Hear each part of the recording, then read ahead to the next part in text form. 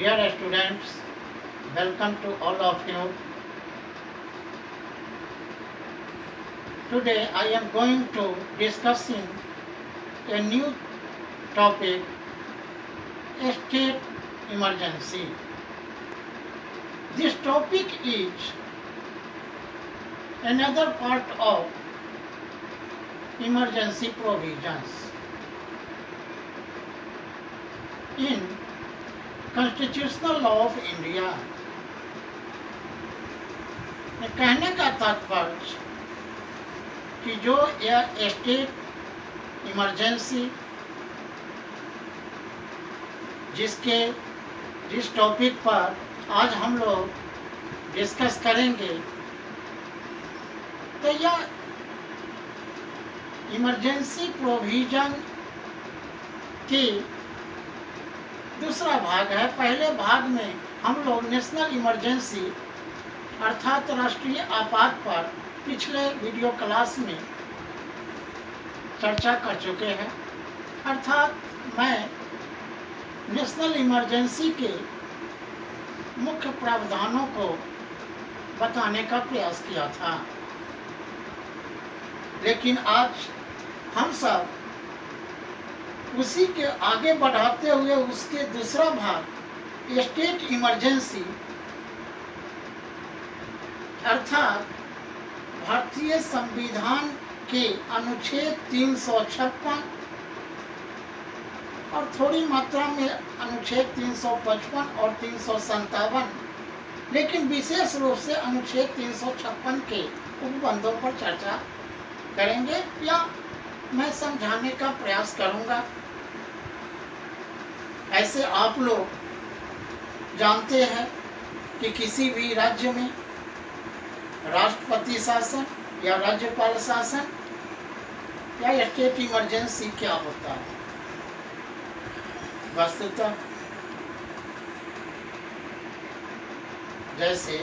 वस्तुतः अब हम लोग चर्चा करेंगे कि जैसे अनुच्छेद 355 के कुछ प्रावधान हैं, उसमें दो प्रमुख बिंदु को समझना होगा कि आर्टिकल 355 अनुच्छेद 355 यह उपबंधित करता है कि किसी भी राज्य में बाह्य आक्रमण या आंतरिक अशांति की स्थिति न हो। कहने का तात्पर्य कि अनुच्छेद 355 बाह्य आक्रमण और आंतरिक अशांति से प्रत्येक राज्य को या प्रत्येक राज्य की सरकार को संरक्षण प्रदान करता है। तो दूसरा है कि प्रत्येक राज्य के सरकार संविधान के उपबंधों के अनुसार चले। तो इस अनुच्छेद 355 को अधिक समझने के लिए आप दो मामले आया था। एक 1979 में M Karunanidhi versus Union of India के मामला था, जो आंतरिक अशांति से या विदेशी और प्रवासी के द्वारा अशांति फैलाने के मामला था, जो तमिलनाडु में श्रीलंका के द्वारा जो आते थे। या दूसरा था कि जिसको हम कहते हैं कि Sarbananda Sonowal versus Union of India के मामला, जो 2005 में आया था, जो असम राज्य से रिलेटेड था, जहां पर जो अप्रवासी जो दूसरे बांग्लादेश से आ गए और वहां पर अशांति की परिस्थिति पैदा हो गई, उस पर यह मामला आया था, जिसको विस्तृत रूप से आप सबों को इन दोनों मामलों को देखिएगा तो समझ। लेकिन हमें आज स्पेशली अनुच्छेद 356 के विषय में जानना है कि जो कि भारत के राज्यों में राष्ट्रपति शासन के लिए उपबंध है, प्रोविजंस है। तो अनुच्छेद 356 यह उपबंधित करता है कि यदि किसी भी राज्य के राज्यपाल के द्वारा राष्ट्रपति के पास रिपोर्ट भेजा जाए, अन्यथा राष्ट्रपति भी को समाधान हो जाए कि अमुक राज्य में संवैधानिक स्थिति सही नहीं है, लॉ एंड ऑर्डर की स्थिति सही नहीं है, तो वे राष्ट्रपति रूल की घोषणा कर सकते हैं, जो अनुच्छेद 356 के तहत है कि उस राज्य की स्थिति परिस्थिति संवैधानिक परिस्थिति के अनुकूल नहीं है, अर्थात वहाँ की राज्य सरकार संवैधानिक विधियों के द्वारा शासन व्यवस्था संचालित नहीं कर रही है, चाहे वह राज्यपाल के रिपोर्ट के आधार पर या अन्यथा वह स्वयं या केंद्रीय मंत्रिमंडल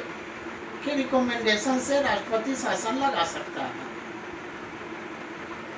तो यहाँ पर है कि आर्टिकल 356 का जो प्रोविजंस है उसको अधिक समझने के लिए इसे कुछ भागों में बांटकर समझा जा सकता है कि स्टेट इमरजेंसी को कुछ पार्ट में यदि आप डिवीजन क्लासिफिकेशन कर दीजिएगा तो और भी अधिक स्पष्ट रूप से समझेंगे। जैसे पहला है कि failure of constitutional machinery in state, कि राज्य में संवैधानिक तंत्र के विफलता के आधार पर, कि यह पहला भाग है कि किसी भी राज्य में यदि संवैधानिक तंत्र विफल हो जाए तो वहां पर आर्टिकल 356 अनुच्छेद के उपबंधों के आधार पर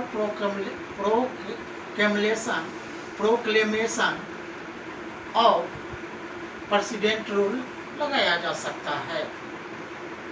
तो यहाँ पर है कि failure of constitutional emergency constitutional machinery ये बहुत व्यापक है, क्योंकि इसी आधार पर पिछले अनेकों वर्षों में देखने को मिला कि सरकारें, किसी भी राज्य की सरकारें को समाप्त कर प्रेसिडेंट रूल लगाकर वहाँ के लेजिस्लेचर को भंग कर दिया जाता है केंद्रीय सरकार के द्वारा। तो इसमें पहला देखना होगा कि राज्य की सरकार और केंद्र के सरकार यदि विपक्षी दलों के पास है, कि केंद्र में जिस दल की सरकार है, राज्य में उसके विरोधी दल के सरकार है, तो दोनों में सामंजस्य नहीं बैठता, जिसके कारण केंद्रीय सरकार इस ताक में रहती है कि कब उस राज्य में कोई संवैधानिक तंत्र की विफलता हो, कोई दुर्घटना घटना घटित हो, उस तरह की वातावरण बने जिससे कि वहां प्रेसिडेंट रूल लगाया जाए। फिर अन्य कारण है, अन्य कारण को आप समझेंगे कि अगर चुनाव के पश्चात किसी दल को स्पष्ट बहुमत नहीं है, वो खरीद फरोख्त करके या चाहे जिस माध्यम से वह सरकार बना लिया, कुछ दिनों के बाद फिर उस दल से, उसकी सरकार से कुछ विधायक भाग गए विपक्ष खेमे में, फिर वह अल्पमत में आ गए, जिसके कारण वहाँ की सरकार संवैधानिक तरीकों से नहीं चलती है और दूसरा खेमा भी सरकार बनाने की स्थिति में नहीं रहती है, तो केंद्र सरकार प्रेसिडेंट रूल लगा सकती है। फिर तीसरा कारण है, कैसे ठीक है, इस पर नियंत्रण करने के लिए जो 52 अमेंडमेंट 1985 में राजीव गांधी के द्वारा लाया गया कि इस डिफेक्शन रूल के द्वारा इस पर कुछ नियंत्रण किया जा सके, और हुआ भी है। दूसरा है कि यदि सरकार अल्पमत में आ जाए और वह विधानसभा का सेशन नहीं चलाए, अर्थात 6 महीना से अधिक बीतने पर भी वहाँ के लेजिस्लेचर का सत्र नहीं चलता हो, उस स्थिति परिस्थिति में भी आर्टिकल 356 का उपयोग हो सकता है। ठीक है, उसके अलावे भी बहुत से आधार हैं संवैधानिक तंत्र का, जिसके आधार पर केंद्रीय सरकार के रिकमेंडेशन पर, उसके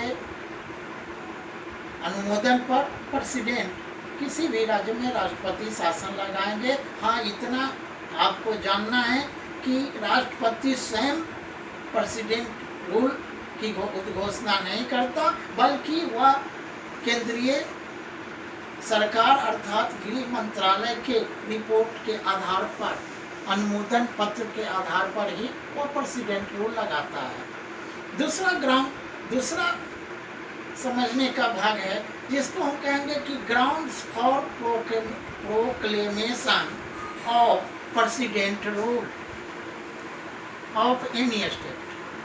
यानी किसी भी राज्य में राष्ट्रपति शासन की उद्घोषणा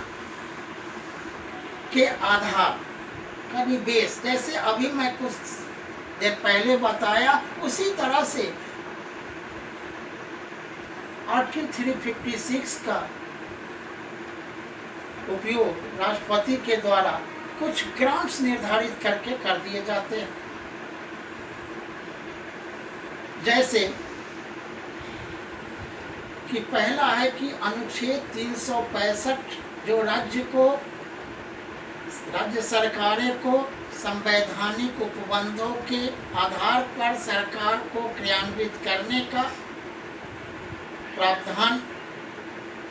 देता है, उसके आधार पर यदि 365 अनुच्छेद 365 के आधार पर सरकार यदि कार्य नहीं कर रही है तो उसमें कुछ मामला बनता है कि प्रेसिडेंट रूल किसी भी राज्य में लगाया जा सकता है। जैसे इसमें पहला ग्राउंड आप विशेष रूप से देखिएगा कि जब 1975 के नेशनल इमरजेंसी पीरियड के पश्चात जब जनता पार्टी सरकार में आई तो उसने 9 राज्यों के शासन राज्य सरकारों को बर्खास्त कर प्रेसिडेंट रूल लगा दिया, जिसमें विशेष रूप से उत्तर भारत के, चाहे बिहार हो, उत्तर प्रदेश हो, मध्य प्रदेश हो, राजस्थान हो, हरियाणा हो, बंगाल हो, इत्यादि राज्यों में प्रेसिडेंट रूल लगा दिया और उसका आधार बताया कि जनमत ने उक्त राज्यों में जनता के मत या जनमत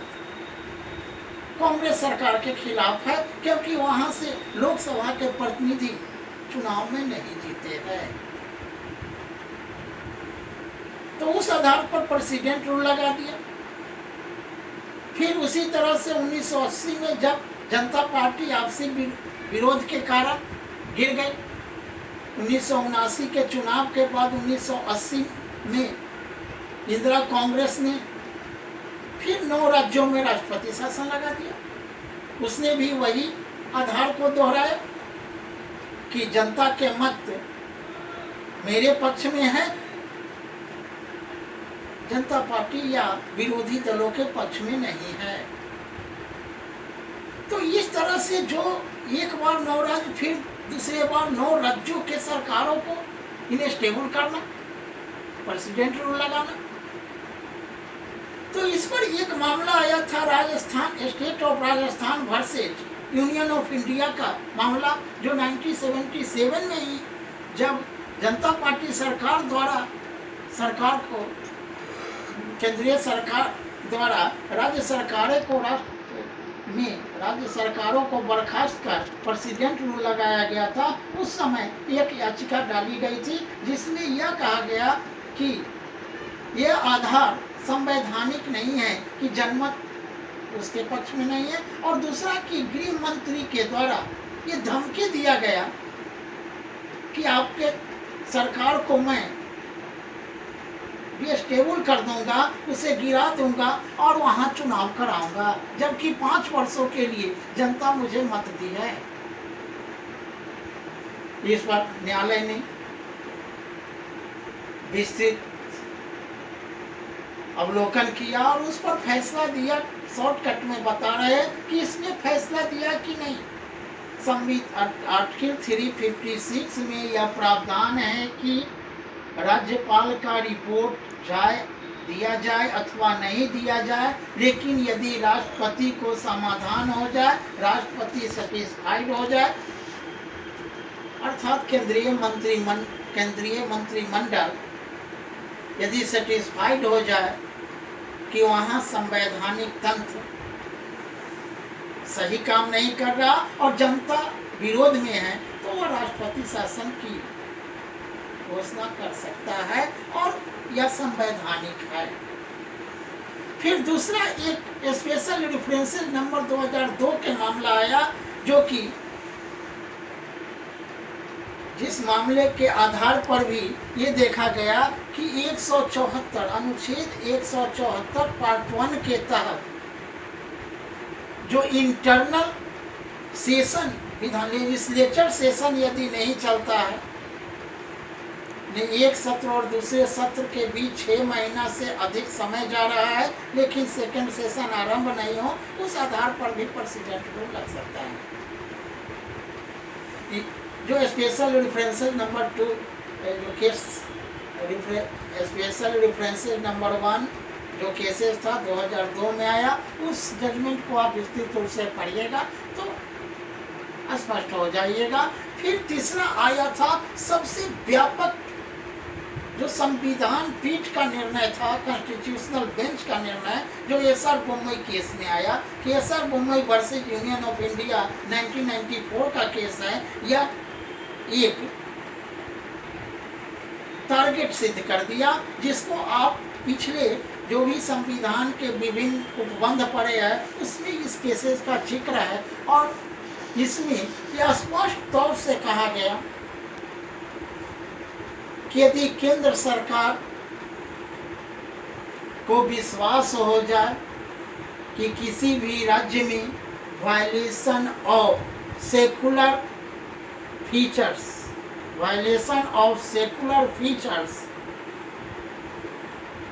ऑफ द कॉन्स्टिट्यूशन हो रहा है, अर्थात संविधान के बुनियादी ढांचे में जो तत्व इंगित है उसका दुरुपयोग किया जा रहा है, अर्थात पंथ निरपेक्षता को ध्यान में नहीं देकर उसका दुरुपयोग किया जा रहा है, वायलेशन किया जा रहा है, तो वहाँ पर प्रेसिडेंट रूल, उस राज्य में प्रेसिडेंट रूल लग सकता है। जैसा कि एसआर बोम्मई केस में जो उत्तर प्रदेश के मामला, मध्य प्रदेश के मामला, राजस्थान के मामला, हरियाणा के मामला इत्यादि आया था, जहां पर बीजेपी सरकार था और बीजेपी सरकार के खिलाफ केंद्रीय सरकार ने प्रेसिडेंट रूल लगाया। उसके पहले के केस को भी इसमें समाहित किया गया, मेघालय नागालैंड के मामला, मिजोरम के, तो उस मामले को भी कर्नाटका के 1989 का केसेस को भी लाया गया और उसमें कहा गया कि ठीक है, वह तो उक्त राज्यों का मामला तो गलत तरीके से प्रेसिडेंट रूल लगाया गया, लेकिन उसके पश्चात संविधान सरकारों का गठन, राज्य सरकारों का गठन हो चुका है, इसलिए उसको छोड़ा जाए। लेकिन जो इन 4-5 राज्यों में धर्मनिरपेक्षता की वायलेशन किया गया है, इसलिए यह प्रेसिडेंट रूल कॉन्स्टिट्यूशनल है। और इसमें और बहुत से इस केसेज के जजमेंट में आया, उसमें आया कि पहला इस जजमेंट में यह स्पष्ट किया गया एसआर बोम्मई के केस में कि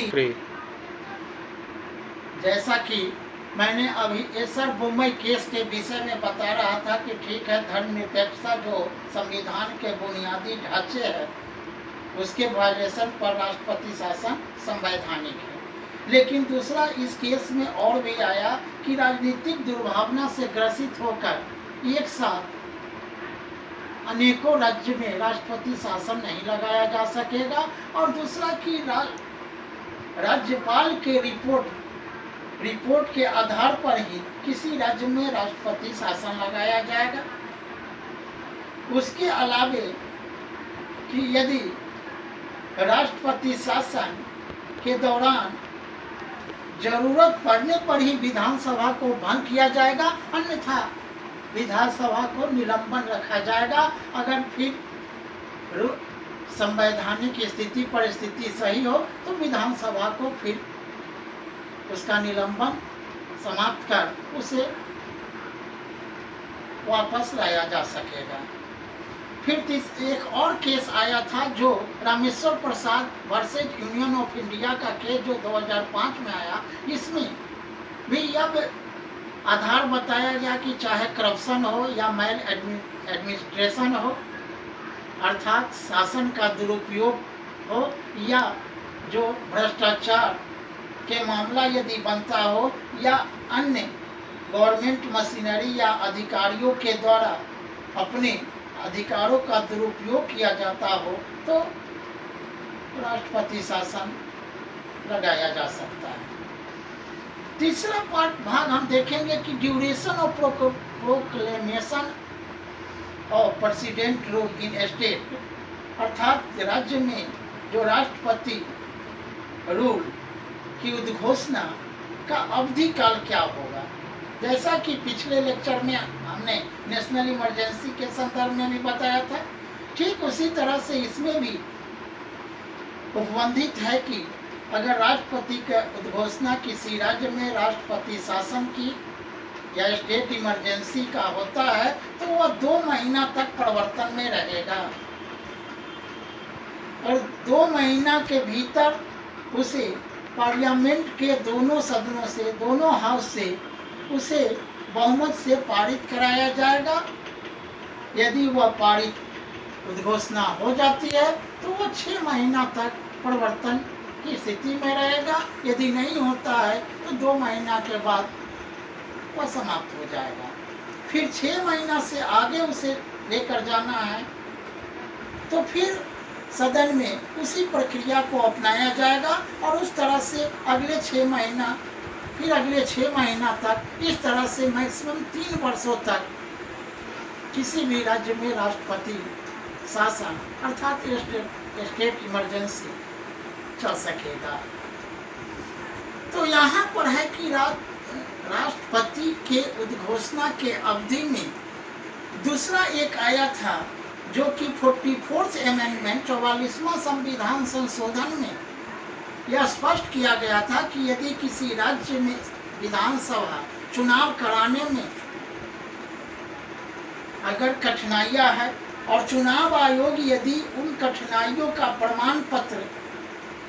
राष्ट्रपति को सौंपता है तो उसे आगे भी बढ़ाया जा सकता है, अर्थात जो स्टेट इमरजेंसी है, राज्यपाल शासन है, उसको आगे भी बढ़ाया जा सकता है। और साथ ही साथ इसका स्पेशल रेफरेंस में अब पंजाब की स्टेट में जो इमरजेंसी लगा था उसके विषय में भी समझ सकते हैं। जैसे 64वां, 67वां और 68वां संविधान संशोधन के दौरान वहाँ पर जो ऑपरेशन ब्लू स्टार हुआ था उसके बाद की स्थिति परिस्थिति है, उस समय 3 वर्ष, फिर 4 वर्ष, तो 3 वर्ष, 4 वर्ष और 5 वर्षों तक स्टेट इमरजेंसी का प्रावधान उन अमेंडमेंट एक्ट में 64, 67 और 68 अमेंडमेंट एक्ट में किया गया। तो इस तरह से यदि संविधान में संशोधन करके जो राज्यपाल शासन की अवधि को बढ़ाया जा सकता है, ऐसे संविधान में प्रावधान अधिकतम 3 वर्षों का है। फिर इसके बाद जो इमरजेंसी का क्या प्रभाव पड़ेगा, थोड़ा सा उसे भी आप समझ सकते हैं कि जो आर्टिकल 357 में कहा गया कि अनुच्छेद 357 consequences of proclamation under article 356(1)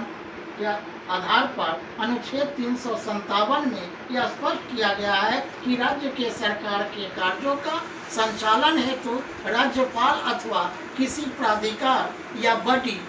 को राष्ट्रपति के द्वारा सौंपा जा सकता है। कहने का तात्पर्य यदि किसी राज्य में राष्ट्रपति शासन लगता है तो राज्यपाल को अथॉरिटी बनाया जाएगा, या राज्यपाल की सलाह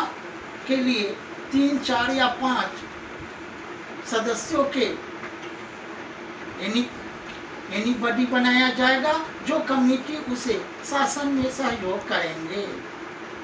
दूसरा है कि राज्य के विधायी कार्य के शक्तियों के संचालन हेतु संसद को राष्ट्रपति के द्वारा अधिकार सौंपा जाता है। इट मीन्स कि स्टेट लेजिस्लेचर यदि सस्पेंड है या भंग है तो स्टेट लेजिस्लेचर का जितना भी कार्य है वह सदन के यानी संसद के सदनों में विशेषकर राज्यसभा में के द्वारा उसे संचालित यानी उन कार्यों को संचालित या किया जाएगा या उसे निरूपित किया जाएगा। तीसरा है कि राष्ट्रपति की यदि उद्घोषणा से संबंधित यदि कोई अत्यंतिक मामला के उपबंधों पर आवश्यक कदम उठाने की आवश्यकता समझे, जरूरी समझे, तो किसी भी वह प्राधिकार के द्वारा, किसी भी अथॉरिटी के द्वारा या कमेटी के द्वारा उस अधिकार का प्रयोग राष्ट्रपति कर सकते हैं। इसके बाद और भी है कि अनुच्छेद 356 के इन्वोकेशन के संबंध में है, अर्थात जुडिशियल रिव्यू हो सकता है कि यदि अनुच्छेद 356 का दुरुपयोग किया जा रहा है या होता है तो न्यायिक पुनराविलोकन के भी अधिकार एपेक्स कोर्ट को है, चाहे वह राज्य सरकार को इनस्टेबल करने की मामला हो या डिफेक्शन की मामला हो, अर्थात दल बदल अधिनियम के द्वारा सरकार को गिराकर या प्रेसिडेंट रूल लगाने की मामला हो या करप्शन हो, मैल एडमिनिस्ट्रेशन, या दूसरा उसे हम कहेंगे कि मिसयूज पावर कि अपने सत्ता का शक्ति का दुरुपयोग का मामला हो, वहाँ पर भी एपेक्स कोर्ट के द्वारा जुडिशियल रिव्यू की प्रावधान है। तो इस तरह से स्टेट इमरजेंसी के मामला है। ठीक है, 360 जो आप लोग जानते हैं कि जो वित्तीय आपात की स्थिति होता है कि उसमें अनुच्छेद 360 के अधीन वित्तीय आपात संबंधी प्रावधान है, जिसमें यदि राष्ट्रपति को समाधान हो जाए कि ऐसी स्थिति पैदा हो गई है कि जिससे भारत में या भारत के स्टेबिलिटी ऑफ क्रेडिट की साख के स्टेबिलिटी संकट में है, तो वह वित्तीय आपात लगा सकता है पूरे देश में, जो 2 माह तक प्रवर्तन में रहेगा। यदि संसद उक्त उद्घोषणा को अपने हाउसेस से बहुमत से पारित करा देता है तो वह 6 महीना तक प्रवर्तन में रहेगा। तो इस काल में, वित्तीय आपातकाल में, धन विधेयक अथवा अन्य वित्तीय निर्णय, चाहे वह राज्य के द्वारा हो, को रिजर्व रखा जाएगा,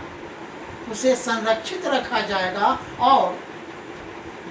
अधिकारियों और कर्मचारियों के वेतन में भी कटौती किया जा सकेगा या अन्य जो सरकारी धन का प्रयोग होता है उसमें भी नियंत्रण करने का प्रावधान वित्तीय आपात में है। तो इस तरह से आप जो इमरजेंसी प्रोविजन का अनदर पार्ट था, जो स्टेट इमरजेंसी था, और जो वित्तीय आपात में कुछ तथ्यों को रखा, इसको मैंने इसके प्रमुख तथ्यों को बताने का प्रयास किया। लेकिन आप यदि पुस्तकों में देखेंगे तो पिछले 70 वर्षों के शासन के दौरान लगभग 100 से अधिक बार, अबाउट 110 टाइम्स, किसी न किसी राज्य में राष्ट्रपति शासन लगाया गया है, या केंद्र के द्वारा या स्टेट के इंटरनल इनसिक्योरिटी के कारण, जिसको आप पुस्तकों में पढ़कर और भी इसका विस्तृत रूप में या बहुत से केसेज है उसको भी देखकर, तो उसके निर्णय को पढ़कर आप इसको और भी अधिक इस पर ज्ञान अर्जन कर सकेंगे। ऐसे इसका तैयारी कीजिएगा। थैंक यू, धन्यवाद।